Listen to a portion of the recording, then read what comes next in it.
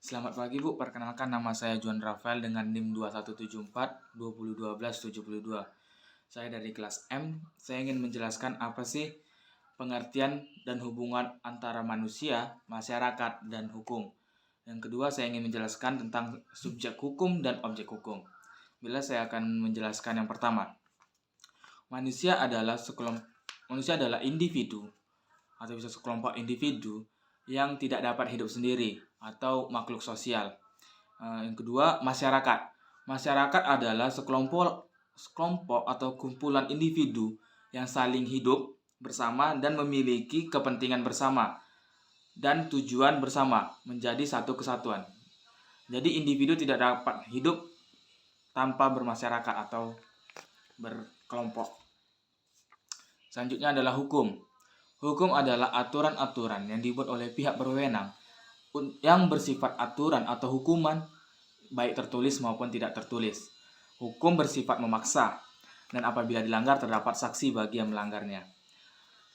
Hukum bertujuan untuk menciptakan rasa aman dan menciptakan kesejahteraan bagi masyarakat.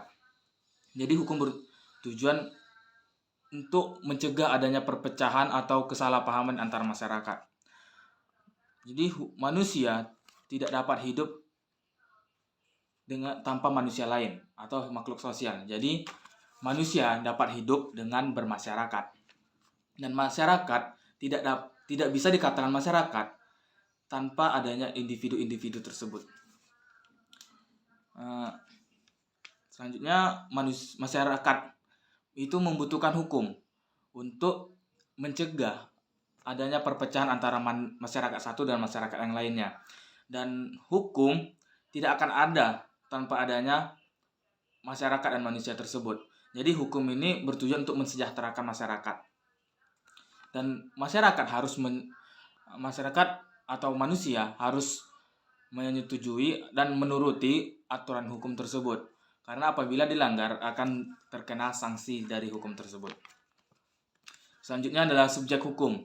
Subjek hukum adalah segala sesuatu yang menurut hukum mempunyai hak dan kewajiban sehingga memiliki kewenangan untuk bertindak. Jadi subjek hukum itu ada dua. Ada orang atau manusia, ada badan hukum. Kalau orang manusia itu memiliki hak dan kewajibannya itu yang pertama mengadakan persetujuan, yang kedua membayar pajak, yang ketiga untuk menikah. Jadi hak dan kewajiban ini bisa tidak dijalankan atau dilaksanakan bagi orang atau manusia yang di bawah umur atau 17 tahun. Selanjutnya adalah badan hukum. Badan hukum adalah pembawa hak dan kewajiban yang tidak berjiwa atau orang yang diciptakan oleh hukum. Hak dan kewajiban dari badan hukum ini adalah yang pertama membayar pajak, yang kedua melakukan perjanjian, yang ketiga memiliki kekayaan sendiri yang terlepas dari kekayaan para anggota-anggotanya. Contoh dari badan hukum ini adalah PT, yayasan, koperasi, dan lain-lainnya.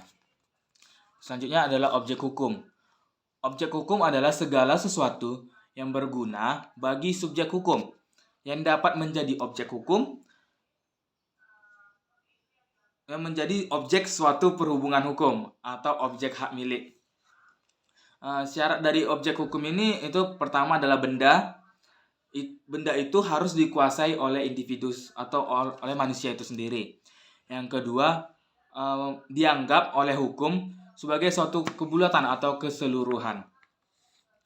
Jadi objek hukum itu suatu benda. Jadi benda itu ada dua, benda yang berwujud atau tak berwujud.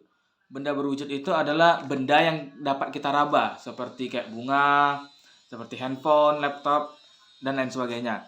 Kalau benda tak berwujud itu adalah seperti segala macam hak, seperti hak kita untuk membuat barang, seperti hak untuk kita memusnahkan barang tersebut, dan lain sebagainya. Demikian dari penjelasan dari saya. Apabila ada kesalahan mohon dimaafkan Bu. Selamat pagi.